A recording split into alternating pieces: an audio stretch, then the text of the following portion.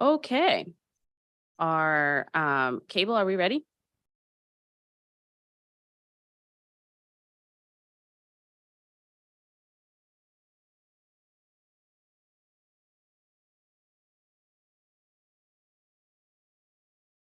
Great. Good morning. I'd like to call this meeting of the Committee on Health to order.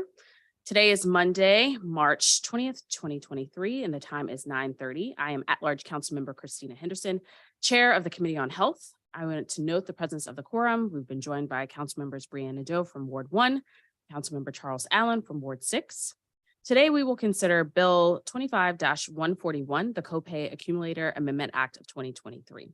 This bill was originally introduced in December 2021 by Council members Mary Cheh, Gray, Louis George, Nadeau, and Silverman. Councilmember Gray held a public hearing as the chair of the Committee on Health in June of 2022 and heard testimony from patient groups, physicians, insurance companies, and the Department of Insurance, Securities, and Banking. This committee print incorporates the feedback we heard from those witnesses.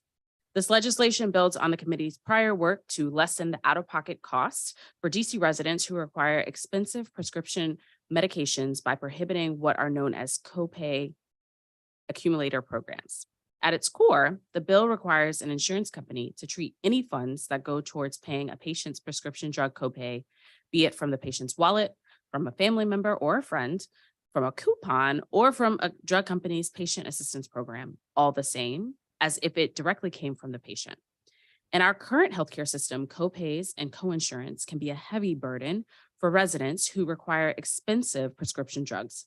Some third parties in the healthcare industry, including pharmaceutical companies, have created patient assistance programs to provide coupons and other discounts to assist with the patient's cost sharing requirement.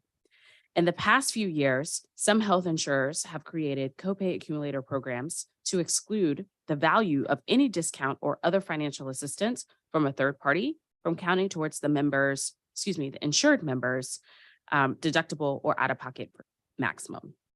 This means that the member often will exhaust the financial assistance program and then pay out-of-pocket costs herself. The insurance company, in turn, gets a double benefit.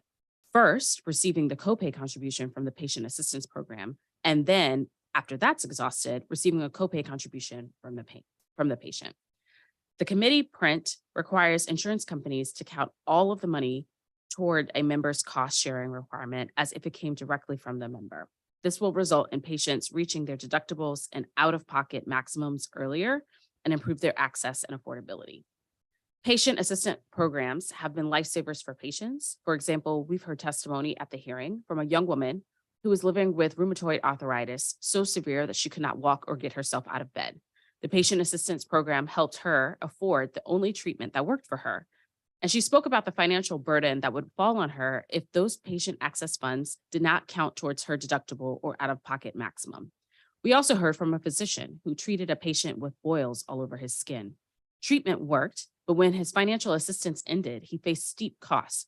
He stopped taking his medication, halting the progress he had made towards treating his condition. We have incorporated several specific pieces of feedback from the health insurance companies and the executive into the committee print. First, the committee print would apply to all prescription drugs unless they have a generic alternative or an interchangeable biological product. Pharmaceutical companies have sometimes used patient assistance programs to keep patients using very expensive brand name drugs instead of switching over to a lower cost generic. The cost of the individual patient is kept low by the coupon, but the insurance company pays much more for the branded drug, and the overall insurance premiums increase. By excluding drugs with generics and biosimilars from this bill, we will help keep the health insurance premiums lower and prevent pharmaceutical manufacturers from keeping patients on branded drugs when a lower cost generic is available. Second, the committee print excludes high deductible health plans until the minimum deductible for tax purposes is met. This aligns with the legislation with current federal law governing high deductible health plans and health savings accounts.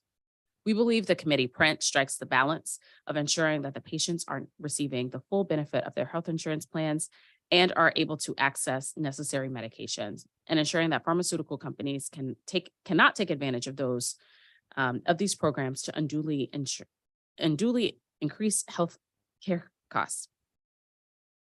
At this time, I'd like to open up the floor for any discussion on the committee print and the committee report. And I also want to note that we have been joined by Councilmember Gray, who's a member of this committee. Any discussion? Councilmember Nadeau, Allen, or Gray? Nope. All right. Hearing none, I move the committee print and committee report for Bill 25-0141, the Copay Accumulator Amendment Act of 2023, with leave for staff to make technical changes in consultation with the Office of the General Counsel. All in favor say yes or aye. Aye. Any opposed? Okay, let the record reflect. That was unanimous.